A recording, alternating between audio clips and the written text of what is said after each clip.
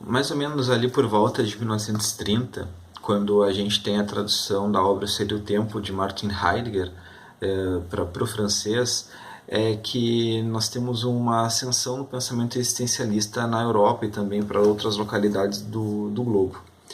O pensamento existencialista, na verdade, começou em alguns estudos, mais propriamente dito com Kierkegaard, na obra O Desespero Humano, mas ele já vem sendo trabalhado também muito na literatura, e temos alguns autores que são conhecidos por grande parte das pessoas, como Dostoiévski e Kafka, que trazem um pouco dessa margem existencialista para dentro da obra literária. Mas o principal boom mesmo com o pensamento existencialista frente à própria existência, à própria relação dos indivíduos com as suas coletividades, foi em meio à Segunda Guerra Mundial, e também com o pensamento de Albert Camus, que é o que eu vou falar um pouco hoje. Vou fazer uma leitura de um texto que foi uma palestra, na verdade, que ele ministrou no Brasil em 1949. Esse ciclo de palestras então começou em 1946, um pouco depois do final da Segunda Guerra Mundial, e ele vai fazer parte também de um pensamento que virá no ensaio filosófico de 1951 e que vai compor então essa segunda parte do pensamento camusiano, que é a tríade da revolta. Então nós temos a tríade do absurdo, que começa em 1941 e 1942, e quase 10 anos depois a gente tem a formulação então dessa segunda tríade, que começa em 1946, mais ou menos. Não falo das obras literárias em si, nem de um todo que compõe essa tríade da revolta, mas os pensamentos mais coesos e mais consistentes do Camus, eles são construídos nessas palestras que ele vem sendo convidado para ministrar pelo mundo.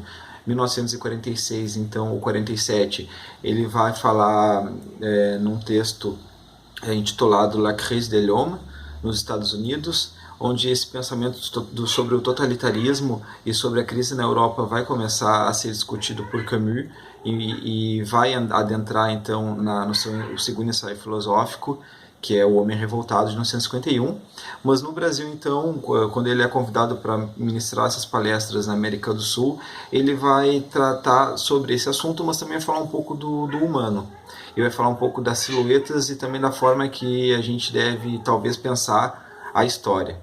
Então, Camus, O Viajante, foi lançado no ano passado, e ele vai falar um pouco da viagem do Brasil, do Camus pelo Brasil. Ele foi recepcionado aqui pelo Oswald de Andrade, conhecido Dorival Caymmi. Ele foi para Recife, passou por Porto Alegre, e o principal momento então desse livro é o final, quando a gente chega na parte que tem na íntegra a palestra que ele proferiu em 1949 aqui no Brasil, e ela se chama O Tempo dos Assassinos. E eu vou fazer a leitura de uma pequena parte, que é a segunda parte dessa palestra, que eu acredito que entre muito em consonância com o que a gente está vivenciando nos dias de hoje. Eu espero que vocês aproveitem. Então, ser eficaz é a grande palavra de ordem hoje em dia. E, na medida em que desejamos a eficácia por desespero ou por lógica, é nessa exata medida que somos todos responsáveis pelos assassinatos da história. Pois a vontade de eficácia é a vontade da dominação. Querer dominar alguém ou alguma coisa é desejar a esterilidade, o silêncio ou a morte de alguém. Não existe vida sem diálogo, e na maior parte do mundo, o diálogo é substituído hoje em dia pela polêmica, a linguagem da eficácia. O século XX é, entre nós, o século da polêmica e do insulto. Ela ocupa entre as nações e os indivíduos, e até mesmo no nível das disciplinas outrora desinteressadas, o lugar tradicionalmente ocupado pelo diálogo refletido. Dia e noite, milhares de vozes, cada uma delas entregue a um tumultuado monólogo, derramam sobre os povos uma torrente de palavras ludibriadoras. Mas qual o mecanismo da polêmica? Ela consiste em considerar o adversário como inimigo, em simplificá-lo, consequentemente, e em se recusar a vê-lo. Naquele que insulto, deixe reconhecer a cor do olhar, graças à polêmica, não vivemos mais num mundo de homens, mas num mundo de silhuetas. Muito obrigado.